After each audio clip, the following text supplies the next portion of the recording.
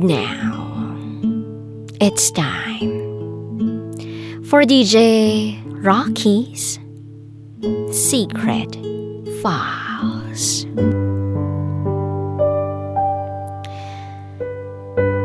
Three years na niya akong paulit-ulit na iniiwan at binabalikan.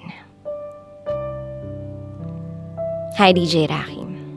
I just want to share my story para mabawasan yung sakit na 3 taon ko nang dinadala.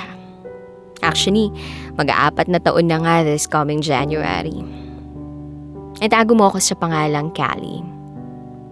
And this is my secret file. Year 2019, I met this guy na itago natin sa pangalang Marcos. Friend siya nung guy ko na nagtitake ng criminology. Nag-start kaming magkakilala nung nag-hangout sila ng tropa niya while naka-video call kami nung friend ko, which is friend nga rin niya. Nataon, nalubat yung friend ko that time, then we decided na sa phone ni Marcos na lang ako tumawag. So ayun, hanggang sa as time went by, siya na mismo ang tumatawag sa akin. Then naging okay kami for so many months. Umuwi pa ako sa amin 3 to 4 times a month para lang ma-meet siya. From Baguio, bumababa ako ng Isabela for him. Nag-aaral kasi ako nun sa Baguio. Then, one day, nagpaalam siya sa akin na maglalaro sila ng basketball kasama ang tropa niya. Okay lang naman sa akin kasi every Friday naman nila ginagawa yun. Then I waited for many hours pero wala siyang paramdam. Usually kasi pag naglalaro sila around 10 p.m., tapos na sila ng 11. Then, nung time na yun, wala siyang update sa akin. Until nakita ko yung post ng tropa ni Marcos. Tapos, parang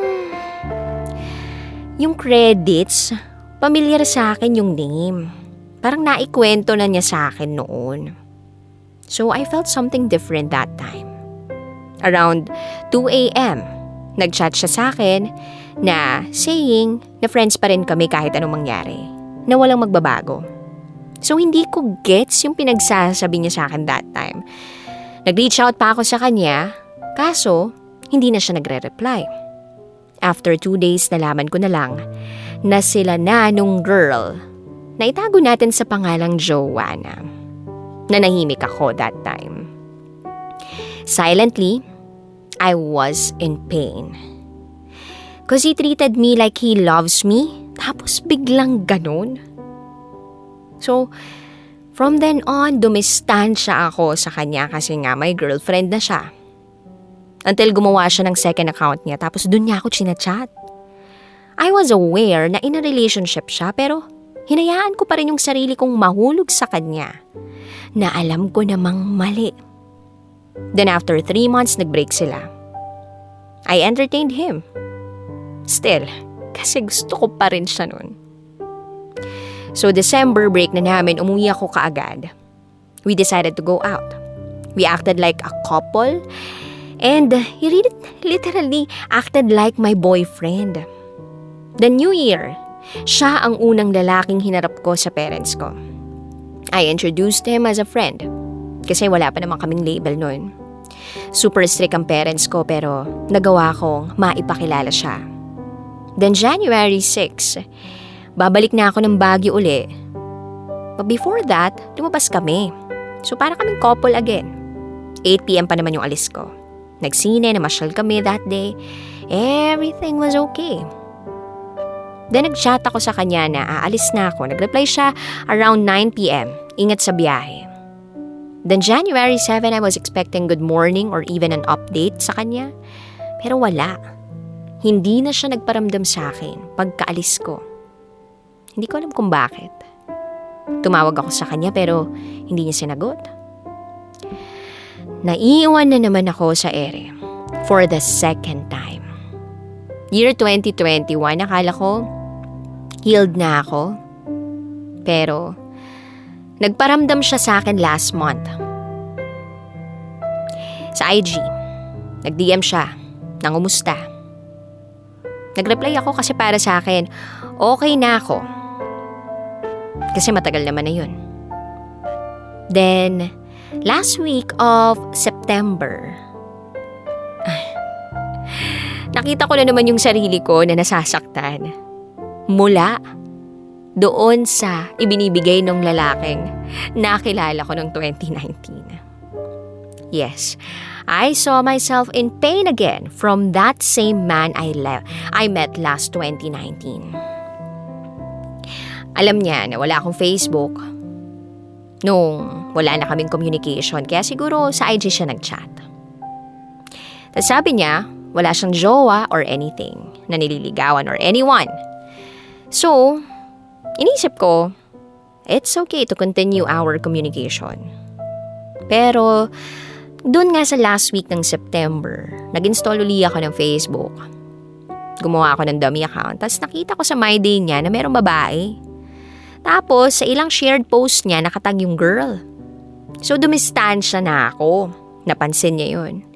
I asked him for the second time around kung meron siyang girlfriend, pero ang sagot niya, ganun pa rin.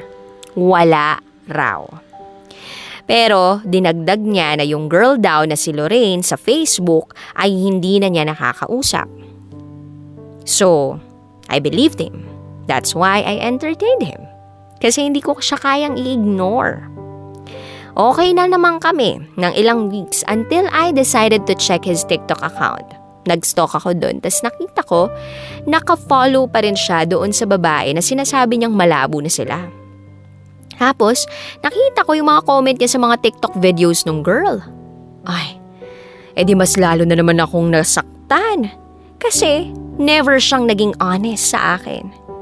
Hindi ko rin alam kung minahal niya ba talaga ako noon or sadyang bored lang siya at no choice siya na ako lang talaga ang kausapin niya. Kung meron lang sigurong award sa pagiging marupok, ako na po ang champion.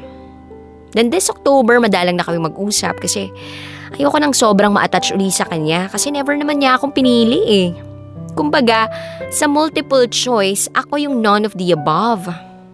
October 18, last day of vacation ko sa Mountain Province. Dahil sa taas lang may signal, madalang na ako makapag-online. Pag open ko ng IG ko, magsa-search sana ako pero nakita ko merong story yung girl na si Lorraine. I viewed her IG story and I saw Marcos' photo with heart. So that day, I knew he lied again. Sabi niya hindi na sila nag-uusap pero bakit ganun? October 19, nakauwi na uli ako sa amin, nagparamdam siya. Nagmura siya bigla sa akin. Na ang tanga ko raw kasi bakit hindi ko raw alam na gusto niya pa raw ako? Ang sagot ko, paano ko malalaman kung ang lamig-lamig mo? Paano ko malalaman kung lulubog lilitaw ka? Nagtatalo na kami nung time na yun, DJ Rocky. Until sinabi niyang, 3 years na raw siyang nag-aantay na maging ready na ako. But that time, I already lost all my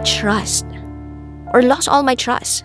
Kasi after that day, balik na naman sa dati. Lulubog, lilitaw. Ganun siya.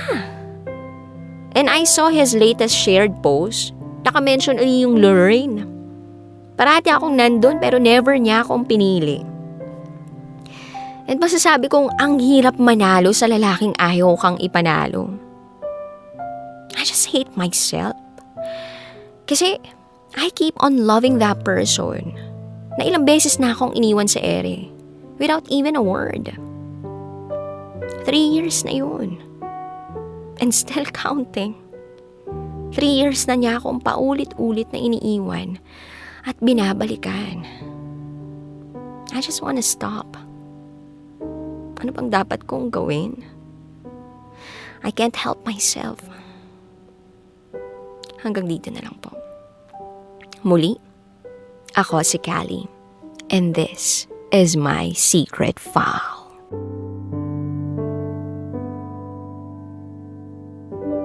Always your number one SM radio station. Love Radio. Kabisyo, nakarelate ka ba sa secret file na binasa ko? Kung nakarelate ka, mag-subscribe ka na dito sa aming YouTube channel at pindutin mo na rin ang notification bell para updated ka sa mga susunod na episodes ng DJ Rocky Secret File.